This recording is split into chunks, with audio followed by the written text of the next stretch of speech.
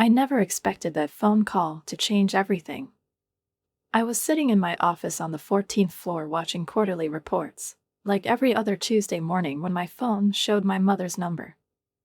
I almost dropped a cup of coffee. He hasn't called me in years. Vanna, is that you? His voice sounded different, tense. Yeah, Mom, what happened? I tried to speak neutrally, professionally. After all, I was at work, and being the department head at 29 meant keeping calm no matter what. Your father died yesterday, 3 days after the funeral. Those words hit me like a punch in the stomach. Dad is gone, and they were waiting to let me know just now. I clung to the edge of the table, trying to keep myself in reality. What happened? I managed to scold him. Heart attack, he replied dryly. Naturally. He was at work. I heard my sister Sarah's crushed sobs in the background. Of course, he was at work. She always worked to support them both, my unemployed mother and my 23-year-old sister who never bothered to earn a dime in her life. Anger rolled to the throat, burning it, but I swallowed it. Why wasn't I notified right away? We were shocked, Vanna. It happened so fast. He was silencing himself like he was making excuses. The funeral is Friday at 1400 hours. You coming? Of course I will. It was my father. The only one who supported me when I decided to live alone. The only one who celebrated graduation with me while Mom and Sarah were too busy shopping for Sarah's prom dress. The only one who called me regularly, albeit stealthily, during my lunch break. Of course I'll be there. I hung up and froze, looking out the window at the cityscape. Memories exploded, those moments when my mother always favored Sarah. When I joined the debate team, but my mother missed my first contest for Sarah's dance concert. When I got my first job at 16, and instead of pride I heard a reproach. Now I will not have time to help my sister with homework. I left as soon as I could. She graduated from college thanks to scholarships and part-time jobs. I found an apartment in the city center. I made my way upstairs. But now it was gone. The funeral home was full of people. I barely recognized distant relatives, my father's colleagues, old family friends. They all came to say goodbye to a man who literally worked until he died at the age of 54. I was standing against the far wall, watching people approach one by one to his mother and Sarah, who were standing front and center, accepting condolences with tears in their eyes. Leonora. Aunt already shook her mother's hand. If you need anything. Mom wet her eyes with a napkin. It's gonna be so hard without Raphael. It was our only source of income. You know, I don't know how we can do this now. I felt my jaws clench. Sarah issued another theatrical sob. 3 relatives immediately rushed to comfort her. I couldn't help but notice her perfectly combed hair and flawless manicure. Apparently, being unemployed had its advantages. He worked so hard for us. Mom continued, and her voice filled the entire room. Now it's just me and Sarah. Without income. I had to get out. Fresh air worked better than any sedative, although anger continued to boil inside, demanding a way out. I closed my eyes and inhaled deeper, trying to recover. 2 weeks ago, Dad called me. He looked tired, even more than usual. I just finished the second round, he said then, with the usual warmth in his voice. You have to give comfort to the girls, you know. Then I didn't say anything. She shrugged, sitting in her apartment with a cup of hot tea. I should have said something. Stop. But what would change? He would still continue to work 2 shifts for their own good. For their convenience. I came home. He issued 2 more hours of complaints from my mother about financial difficulties. Sarah, of course, played the role of a devastated daughter, not forgetting to smile coquettishly at those who paid attention to her. None of them stuttered that they had years to find a job and stop hanging on his father's neck. The last guests parted. I was about to get my coat when my mother's voice stopped me. "Vanna, wait. We need to talk." I followed her and Sarah into the kitchen. Mom suddenly turned to me, her eyes shone with tears. "Vanna, I know things didn't go well between us. I know I ignored you. I always preferred Sarah." Sarah, standing next to her, rolled her eyes and writhed. "But your father's death showed me how fragile life is," Mom continued, taking a heartbreaking breath. "We need to put aside differences and become a family again." I wanted to yell at her. Tell her that Dad could have been alive if he hadn't worked so hard that he could live to his liking. I wanted to vent all the pain and anger, but I knew it was not the time or the place. "Why did you talk about money?" I asked directly. The mother's face was distorted by resentment. "How could you think that? Your father left us a house and savings. We'll make it for now. I just want my daughter back." I gritted my teeth. "I am not against reconciliation," I said cautiously. "Gradually build trust." Mom nodded, wiping away tears. "Sure, honey. As you see fit." The road back to my apartment flew into the fog. I sat in the living room looking at the twinkling lights of the city and tried to understand myself. Maybe Mom was right. Maybe our father's death was a wake-up call for us. Maybe we really have a chance to rebuild the family. He admitted his mistakes. Doesn't that mean something? A week after the funeral, Mom called. "I'm preparing your favorite lasagna." Her voice sounded too joyful. "Come to dinner." I almost laughed. In the old days, he prepared lasagna only at the request of Sarah. But I agreed. After all, you have to give them a chance, right? The house looked the same as the funeral. Only now Dad's shoes were missing at the door. Sarah, lying on the couch, idly flicked through the phone tape and barely raised her head when I walked in. "Everything is so expensive now," moaned Mom, pulling the lasagna out of the oven. I almost fainted when I saw the grocery bill. And don't make me start talking about public services. The power company seems to think we're printing money. I saw her putting food on plates. The dishes are new. Like the tablecloth. "Have you already started looking for work?" I asked, trying to keep a neutral tone. Mom hesitated, avoiding my gaze. "Oh, honey, the job market is terrible. Did you know that cheese prices have increased by 30%? And the internet bill is just a robbery." At the dinner table, Sarah finally deigned to put the phone down. "My friends say that now everything is twice as expensive," he complained, smearing butter on hot bread. "How to live?" I took a sip of water, carefully choosing the words. "You know, when you work and receive a normal salary, this increase in prices is not so noticeable." The hint hung in the air, like the smoke of a match that had gone out before it could burn. But Mom and Sarah pretended they didn't hear. "Eventually we will find something," Mom muttered, filling the glass with wine. "But for now we'll just have to tighten the straps a little." "Sounds like a great idea," I said, unable to hide the irritation in my voice. Tightening the straps hardens the character. The temperature in the room seemed to drop by 10 degrees. Sarah's face twisted, and her mother's smile became frozen and fragile, like a porcelain figurine on a shelf. They spent the rest of the evening barely speaking, responding to my attempts to sustain the conversation with cold, monosyllabic phrases. This pattern went on for several weeks. I came to dinner, my mother complained about expenses, made harsh comments about the job search, and they pretended not to understand. It was like a strange dance in which everyone knew the steps, but no one wanted to listen to the music. And then came the same Saturday when the second shoe finally fell off. I had just finished helping my mother wash the dishes after dinner when she nervously cleared her throat. "Vanna, honey, we need to talk about something. I already knew what would happen.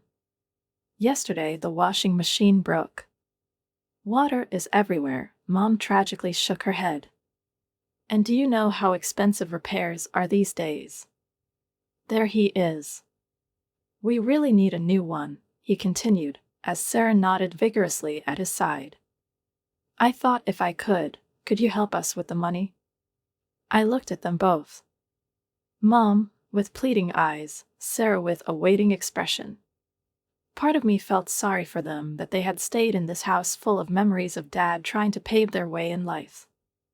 Without his constant support, their illusion of well-being crumbled like a house of cards. But the other side remembered how they enjoyed his generosity, how easily they spent what he earned later and in health. I will not give you money, I said firmly. Their faces grew longer. But I'll buy you a washing machine. Mom's lips tightened into a thin line, but she had no choice. Well, he said in a tense voice. If you want to do it this way.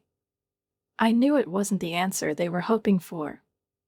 But I was not going to give them money, which most likely would never go to buy machinery. The washing machine I chose was a reliabler, not superior, but energy efficient and durable. I scheduled the delivery and installation for Tuesday morning, taking half a day at work to oversee the process. Mom walked around the new car like a realtor evaluating a questionable item.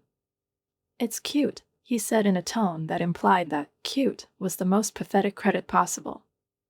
Although I saw such a chic Samsung model in the store, it has so many special features.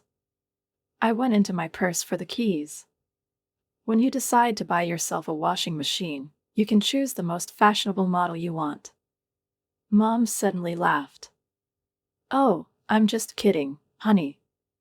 It's really perfect. I nodded, but I didn't believe a single word of her. The following months turned into a strange series of breakdowns. The first refrigerator broke. My mother called me in a panic when the technology suddenly stopped freezing. I arrived, I called the master. He opened the door, looked around inside and shook his head. It's irreparable. Mom with a sad look put her hand on her chest.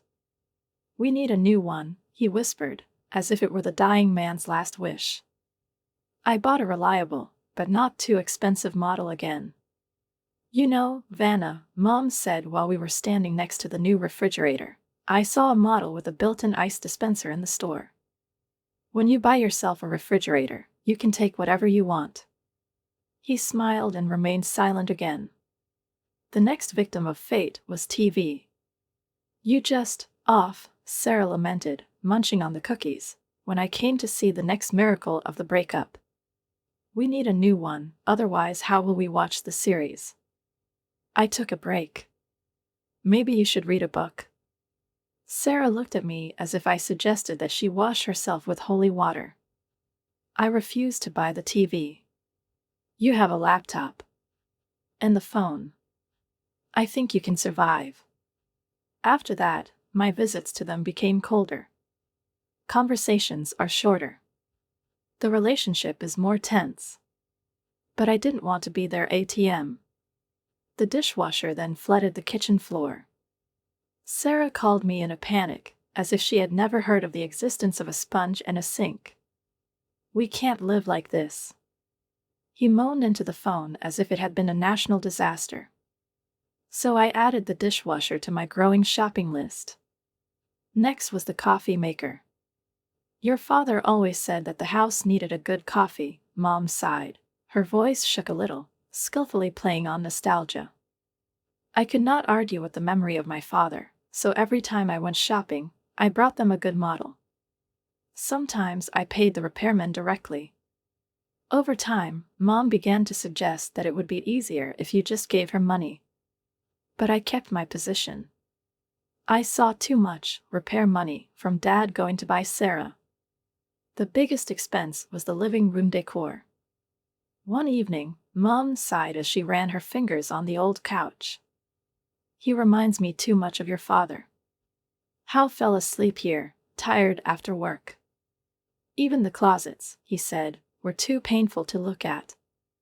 They contained his old magazines, books, traces of his life. I replaced them all. New sofa. New cabinets. New memories. My credit card suffered, but at least I knew exactly where the money was going.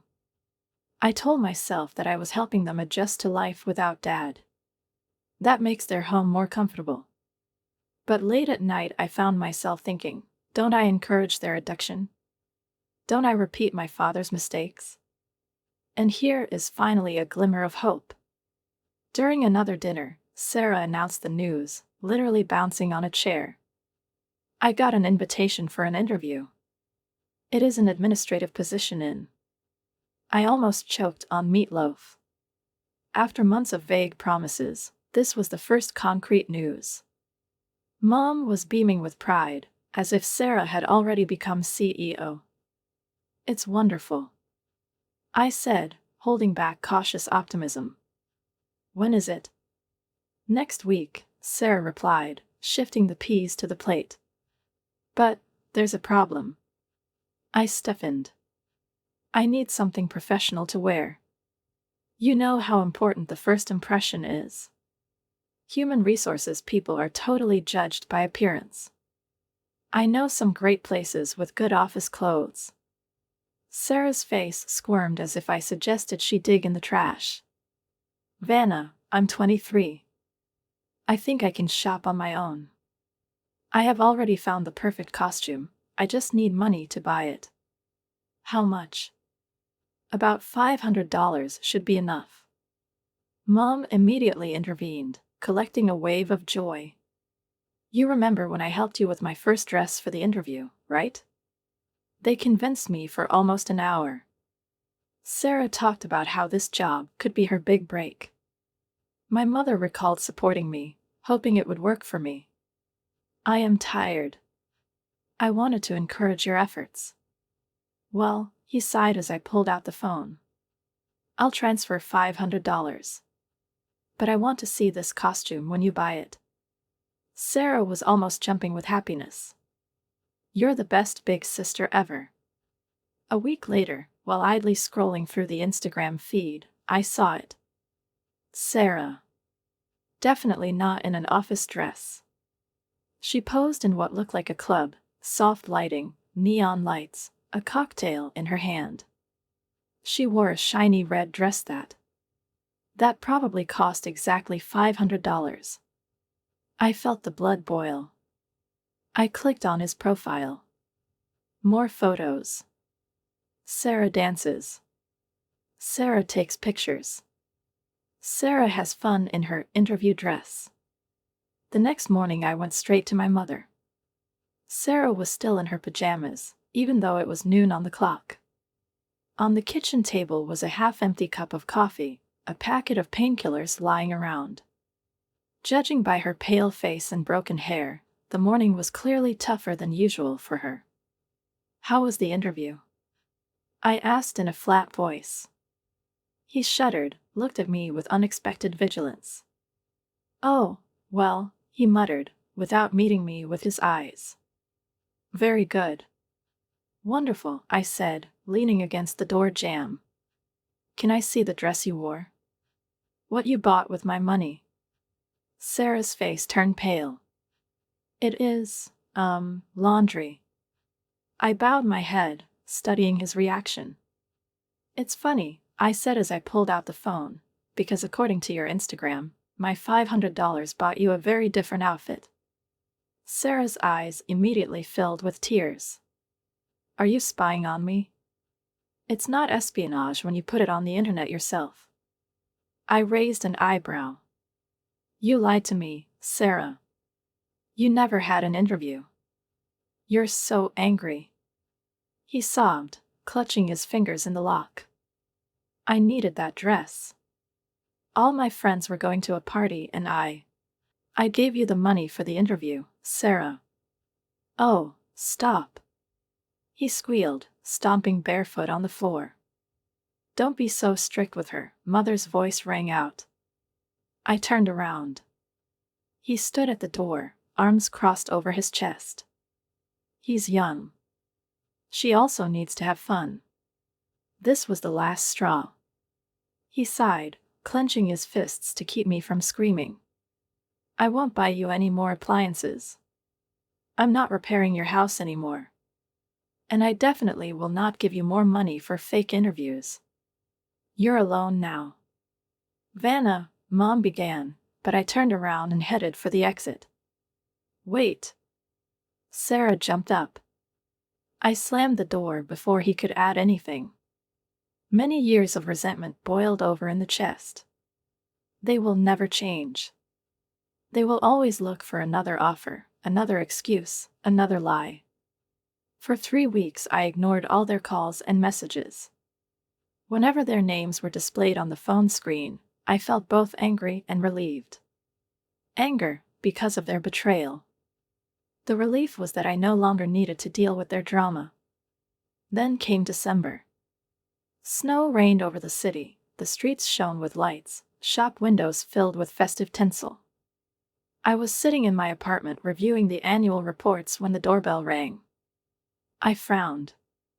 I did not wait for the couriers, much less the guests. Opening the door, I stopped. On the threshold stood a mother wrapped in her father's old winter coat. Vanna, he said quietly. Can we talk? I hesitated. The sight of that coat squeezed my throat. Dad wore it to every school event, to every parent meeting where he came alone because Mom was busy with Sarah. Christmas is coming, Mom continued. I saw his breath swirling in the cold air. Your father always said that holidays are for the family. It was one of his favorite expressions. Sarah looked behind her mother's back. Her gaze was guilty, her lips clenched. Please, Mom's voice broke out. Just 5 minutes. I quietly stepped aside, letting them into the apartment. Already wondering if I'm making a mistake. They settled on the couch as I went to make tea. Dad's solution for everything. The familiar ritual of brewing, the measured movements of the hands helped me to calm down a little. When I brought the cups, my mother took one with her palms tightly wrapped. We miss you, he said. The house seems empty without you, Sarah quietly added. He clutched the cup without looking up. Sorry about this story with the dress, she muttered. I shouldn't have lied. I slowly lowered myself into the chair, watching the steam rise from my tea. The anger that had sustained me all these weeks seemed distant, followed by a weary sadness. Maybe Dad would like us to try again. Maybe the holidays are really a time for a second chance. I just want us to become a real family again, my mother whispered, reaching out to me. Your father hated seeing us like that. We spent the next hour talking. Really? Mom shared stories about Dad that I had never heard before. Sarah showed me photos of her real job search. Or at least he claimed it was him. We sat on the couch, drank tea, talked, and at one point everything seemed normal. It's as if we can build something new on the ashes of our old relationships. The next day, at work, my phone vibrated from a notification from a banking app.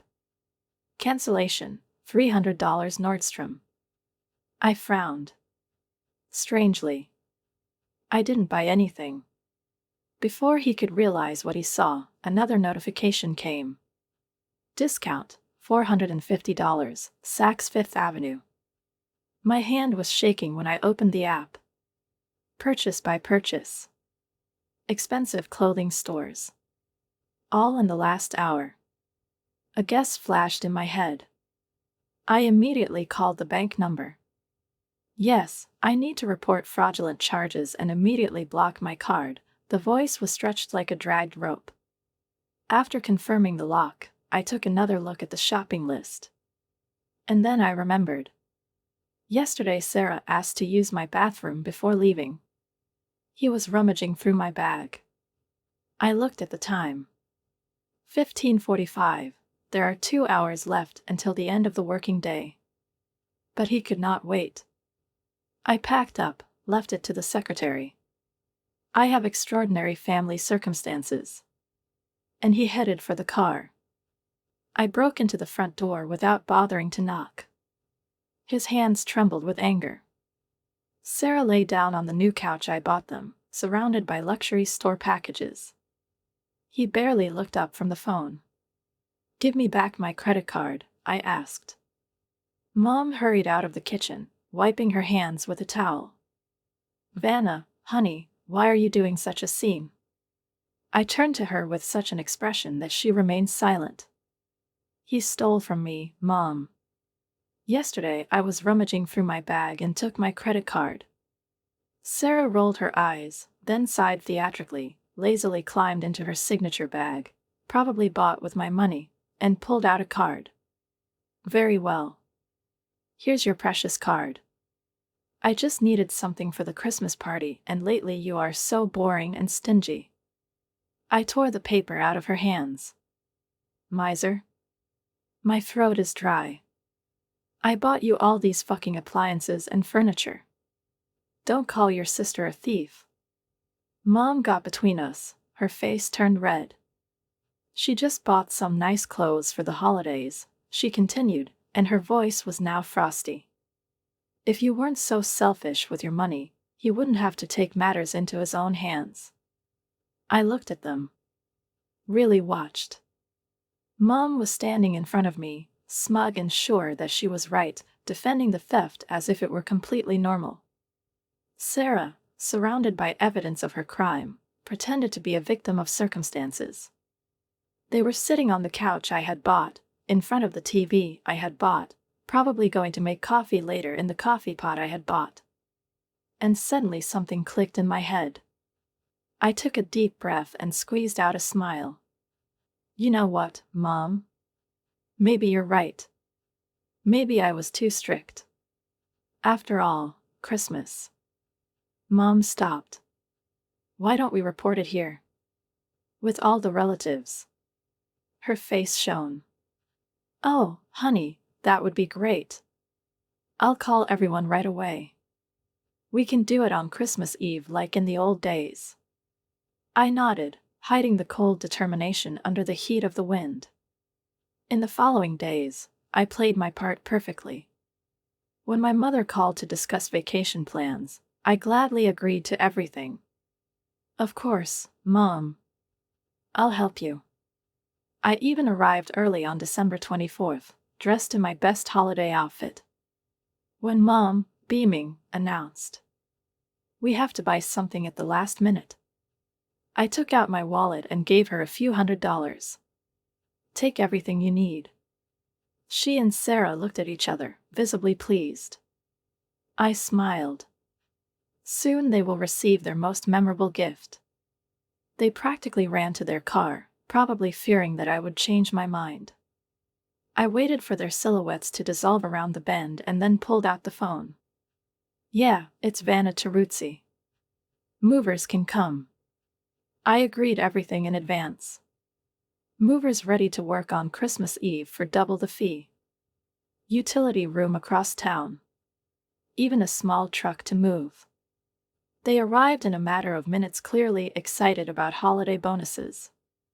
One after another, the things I bought in recent months began to disappear from home. The washing machine that started it all. Refrigerator. Dishwasher. Coffee. The sofa on which Sarah collapsed, counting the stolen one. Cabinets that, according to her mother, reminded her too much of her father. The room gradually became more empty. In the end, I went to the Christmas tree and put a carefully packed small box under it. Before leaving, I looked around for the last time in a semi-empty house. I remembered the nights when Dad and I were sitting here talking softly while Mom and Sarah ran shopping. He sighed and closed the door behind me. My phone rang at about 4 in the afternoon. I sat in my apartment, enjoying a glass of wine and watching the snow gently fall out the window. Mom's hysterical voice rang out from the speaker. "We've been robbed. Someone broke and took everything." I took a sip. What does everything mean? Washing machine, refrigerator, all furniture. Everything is gone. If I hadn't left the house. I rolled my eyes. No one robbed you, Mom. What? I took everything. Everything I've bought in the last few months. There was silence and then, "You can't do that," he screamed. "I'm calling the police." I laughed. Roll. I have something for you under the Christmas tree. I heard her stomping around the room as the gift card tore. He's alone, a bunch of receipts. What is this extravagant gift? I smiled. It's not just receipts, Mom. This is proof that everything made today was bought by me. Silence. All appliances. All furniture. Everything is paid for by me, I continued, so if the police arrive, only then to confirm that I took my property. Angry and heavy breath in the tube. Oh, and while you're at it, maybe you should explain Sarah's little shopping with my credit card. You're a little vindictive. Mom's voice broke with anger. How dare you do this to us on Christmas Eve? I thought about it. I don't know who. Maybe tell everyone the truth. That you and Sarah lived on my father's money and my generosity, refusing to work. That Sarah stole my credit card. Why did you defend his theft? I heard a convulsive breath. Vanna, we're family. I stopped the call and blocked the number. The next morning, at Christmas, my phone rang again. This time it was my cousin Rachel. Oh, my God, Vanna. He laughed so hard he could barely speak. You won't believe what happened last night. Tell me everything. Lenora began to tell everyone this dramatic story of how ungrateful you are, how you stole all their furniture on Christmas Eve. I rolled my eyes. And? But then Uncle Bob asked why they did not buy their furniture with all the money they saved by not working all these years. I suppressed the smile. Oh. And Aunt already remembered that your father told her that he worked 2 shifts to support them. I imagined this scene perfectly. How Mom's haughty expression slowly fades. Like Sarah, she doesn't have enough words to justify herself. As relatives who have always seen them as victims begin to add up 2 and 2. Over the next few weeks, messages poured in one after another. Angry ones first. Then beg. Then desperate. Mom. You can't leave us like that. Sarah. I learned my lesson, really. Mom. We have changed. We must reconcile. We miss you. We love you. I blocked all new numbers from which they tried to contact me. He changed the email address. They removed them from all social net. Sometimes I wonder how they are. Have they finally found work? Has the house been sold? Have you learned at least one lesson? But those thoughts no longer bother me at night. What do you think of this story, and don't forget to subscribe to the channel and like it. See you soon.